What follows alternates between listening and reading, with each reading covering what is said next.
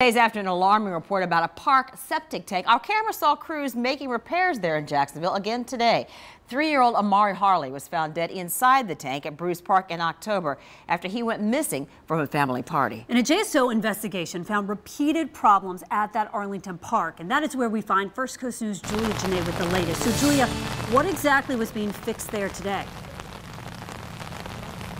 Heather, those two crews were working here where I'm standing, just a few steps away from a memorial that is still set up for Amari Harley. Now, they were working with wires here in an electrical box and also these two septic tanks that are in the location. We don't know yet whether that work is in response to that 348-page police report by JSO. Now, those JSO investigators found the words child-proof screw as a requirement labeled on those first tank covers, but police were not able to confirm if that kind of screw was ever placed in this area. Now, here's what's changed since October. The city disciplined the employee who monitored the tanks and removed them from their position. Also, those repairs of the septic tanks are now being done by one licensed plumber. That's different than before. They had several contractors that were doing that work. We also requested interviews with the mayor and also park officials today, but we were told that since Amari's family has retained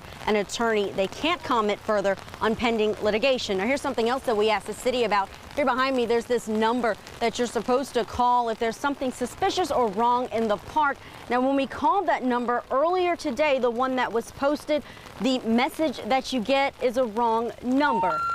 It says that you need to call a different number, and a little bit later it would tell the caller that the number that you would call is a different one, and someone would need to write that down and call it again. But within the last few hours after we contacted the city about that, we see that the new number has been posted, and now just an example of things that are still being updated here in Bruce Park following this tragedy. For now, reporting live from Arlington, Julia Janae, First Coast News on your side.